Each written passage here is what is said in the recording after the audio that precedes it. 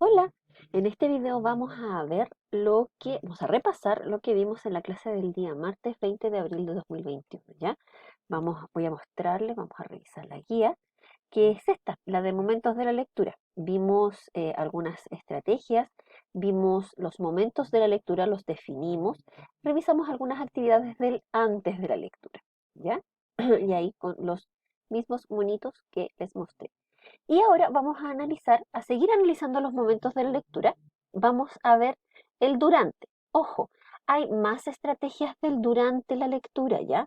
Hay más estrategias, pero yo les voy a presentar solo esta porque esta además nos va a servir para, no solamente para analizar un texto, sino para poder profundizar más y hacer análisis crítico. Vamos a ver los tres tipos de preguntas.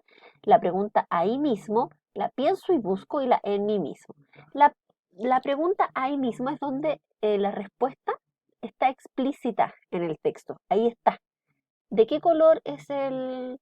O sea, la caperucita roja tenía una caperucita que se la hizo a su mamá. ¿Quién le hizo la caperucita a la mamá? Perdón. Hola, en este video vamos a repasar lo que revisamos en la clase del día martes 20 de abril del 2021, ¿ya? Y les voy a mostrar la guía que estábamos revisando, que es esta, la guía de momentos de la lectura, la guía número 4, antes, durante y después. Revisamos eh, cómo el modelo sociocultural nos proponía esta estrategia que son los momentos de la lectura, ¿no? Vimos el antes, el durante y el después y analizamos algunas de las actividades que podíamos realizar en el antes, ¿ya? Eh, y aquí yo les voy a presentar ahora el durante la lectura.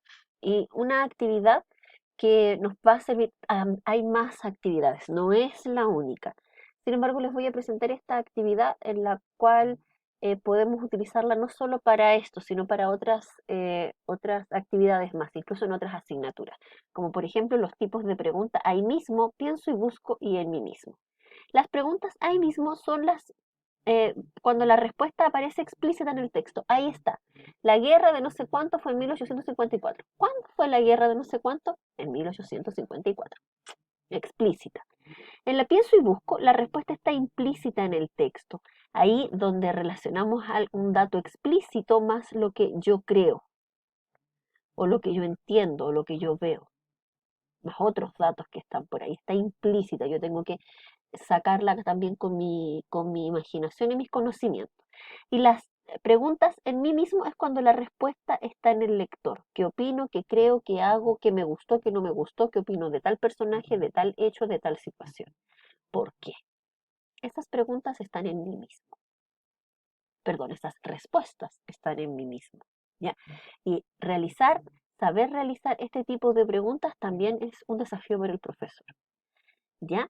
También tenemos las actividades del después de la lectura. Y una que es muy interesante, que es el que habíamos visto en el antes de la lectura, está acá, el cuadro de anticipación. ¿Se acuerdan? Que este es el cuadro de anticipación, pero el cuadro de dos columnas es el que pasó después y lo podemos seguir agrandando. ¿Por qué pasó? ¿Qué debería haber pasado? Y así mucho podríamos seguir aumentando la cantidad de cuadros. Ojo, que lo interesante aquí es que esta propuesta de lo que ustedes creen que va a pasar, luego la puedan analizar en el qué pasó y en el por qué pasó o por qué no pasó.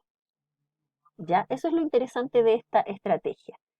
Entonces, ojo, chiquillos, hay muchas más. Yo les estoy proponiendo solo estas porque eh, mm, en didáctica, en teoría, deberíamos ver más estrategias y conocerlas e implementarlas en una secuencia didáctica eh, simulada, ¿ya? Sin embargo, no debemos olvidar, y esto lo deben tener claro ahora para sus prácticas y para más adelante, que todas las estrategias deben ser enseñadas explícitamente, deben ser enseñadas a sus alumnos, compartir con ellos las características, el propósito de cada actividad. ¿Para qué estamos haciendo esto? ¿Ya? Y la primera vez que usted la hace, le va a ofrecer a sus alumnos un modelo, o sea, usted va a guiarlos, va a hacer casi todo con ellos, ¿ya? Si es un organizador, lo dibuja, proyecta cosas, no sé, y los acompaña constantemente. Ya la segunda o tercera vez que la realiza, ya ahí los debería empezar a dejar un poquito cada vez más autónomos, ¿ya? Lo ideal es que cada actividad no tome más de 10 a 20 minutos, para que tengan tiempo de desarrollarlo y ojalá de hacer otra actividad después. Usted como profesor o profesora debe circular por la sala para apoyarlos mientras ellos están trabajando, sobre todo en esta ocasión, ¿ya? Y usted si quiere también puede cambiar el nombre a la actividad, no se tiene que por qué quedar con eso, el nombre que más le acomode, pueden inventarle con el grupo un nombre, lo que usted quiera. Ahora les voy a enseñar, les voy a enseñar esta estrategia que se llama enseñanza recíproca, se las voy a mostrar. Eh, la enseñanza recíproca es una estrategia de metacognición, de cómo estoy aprendiendo, de hacer un análisis, ¿ya? El propósito es desarrollar evidentemente la comprensión lectora, eh, cuando ya son capaces de decodificar un texto, o sea, ya tienen que estar sobre segundo básico, ¿ya? Lo interesante es que, bueno, aquí está como la introducción de cómo se llegó a esta propuesta. Es como un paso a paso de qué hacer para que los estudiantes logren la comprensión de ciertos textos, ¿ya? Y se hace a través de 4 pasos, no 5 como aparece en la guía, porque me equivoqué, porque soy humana. Los pasos son leer en voz alta, resumir, hacer preguntas y hacer predicciones. Ya, ¿qué es lo que tienen que hacer? El profesor tiene que ir liderando y organizando la estrategia, ¿cierto? Tienen que reunir a sus estudiantes en grupos o en parejas y van a leer, usted como profesor va a leer en voz alta una parte del texto, ojalá un párrafo, solo un párrafo. Luego va a sintetizar el contenido de lo que leyeron, no solamente ustedes, entre todos van a sintetizar el contenido, pueden escribirlo en la pizarra, pueden anotarlo cada uno en sus cuadernos, y luego van a formular 2 o 3 preguntas que les permitan entender mejor el párrafo. Puede hacerla usted, la primera, y el resto la pueden hacer sus estudiantes. La idea es vincular los conocimientos previos que ellos tienen con el texto, ¿ya? Y después van a anticipar los contenidos que ustedes creen que de lo que se va a tratar el siguiente párrafo en el texto. Entonces, leemos un párrafo, lo resumimos, o sea, lo leemos en voz alta, lo resumimos, le hacemos 2 o 3 preguntas y anticipamos lo que viene después. Sí, puede ser un poco complejo, un poco lento tal vez. Ustedes me van a decir, ay, pero hacerlo con un tremendo, con cada párrafo. Bueno, tampoco les vamos a pasar un libro completo a los estudiantes sobre esto. Lo podemos hacer con textos cortos, un análisis, una crítica, un texto informativo, ¿ya? O descriptivo, argumentativo, ese tipo de textos que sean más cortos y que sí puedan presentar incluso vocabulario complejo. O circunstancias o situaciones que los estudiantes pueden no haber vivido antes y que ahí necesiten harto apoyo para lograr la comprensión de texto. Ojo, no son textos largos, no son textos largos, deben ser textos cortos para poder hacer párrafo a párrafo el análisis, ¿ya? Es interesante hacerlo en grupos o hacerlo en parejas, no hacerlo solos, ¿ya? Para ir desarrollando también estas estrategias metacognitivas como estudiantes. Y luego vamos a ver una estrategias metodológicas que vimos para lectura inicial, o sea, primero y segundo básico, pero que también nos pueden servir para proyectarlas hasta sexto básico, que es el nivel en el que nosotros trabajamos.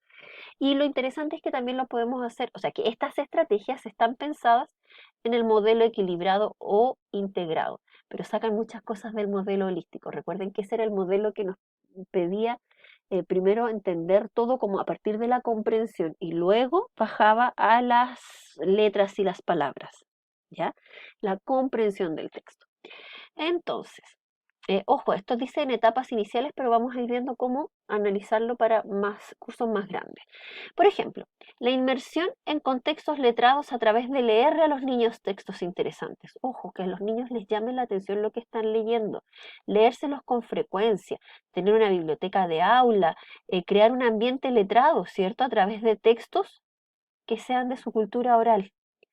Tener un periódico mural donde tengan avisos, noticias, las comunicaciones del colegio, las fechas eh, de pruebas, los cumpleaños, ¿ya?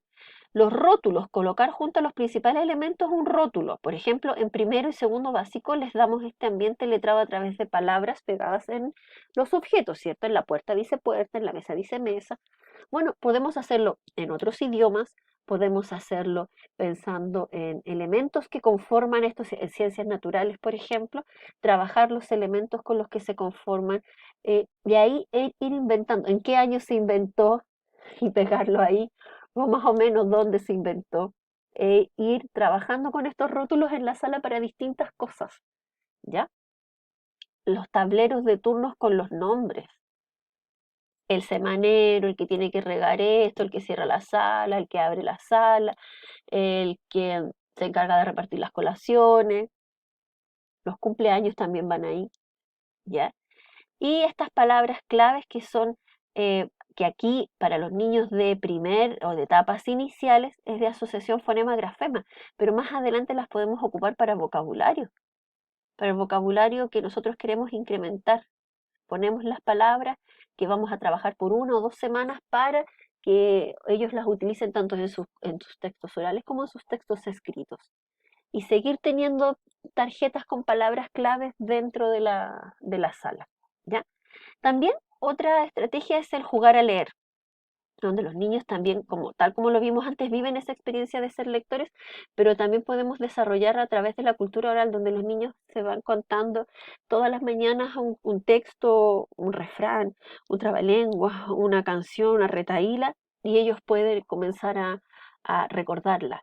Y luego la van haciendo parte de ellos, y juegan a leer, juegan a contar, juegan a narrar, juegan a decir cosas y a recordarlas. También interrogar textos significativos. Recuerden, cuando estábamos revisando estos textos, ojo, un texto de verdad, que sea de verdad un libro, no una cuestión inventada, que además lo hacemos a través de diferentes claves, de las letras, de los dibujos, de símbolos.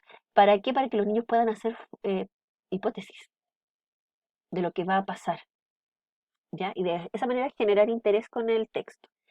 Y por último, desarrollar la destreza de lectura inicial, en el cual nosotros empezamos desde NT2 a desarrollar distintos tipos de conciencia, la semántica, la ortográfica y la textual. Por ejemplo, en la semántica el desarrollo del vocabulario, súper importante. Y eso es algo que no solo hacemos desde NT2, o sea, sí, lo hacemos desde ahí, pero no solo ahí, sino hasta sexto, hasta toda la vida en realidad.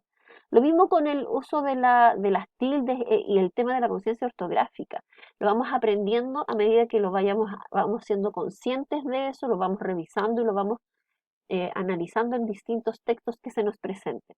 Lo mismo con la conciencia textual. Cuando decimos, ya, por ejemplo, tenemos un poema y tiene rayitas o tiene frases y no sé qué, ¿cierto? Entonces, ¿qué es lo que esto es un poema? Esto es una estrofa, esto es un verso, e ir identificando cómo es la estructura de los textos. Ah, esto es una carta, necesito escribir una carta, bueno, la carta tiene tales partes, la noticia tiene tales partes, lo que les pasó a ustedes con la evaluación diagnóstica. Ya chiquillos, los voy a dejar hasta acá y en el siguiente video vamos a continuar porque terminamos la revisión de esta guía, ¿ya? Así que me voy a quedar aquí. Los invito a que se levanten, estiren las piernitas y luego vayan a ver el siguiente video, ¿ya? Ya, que estén muy bien. Chao.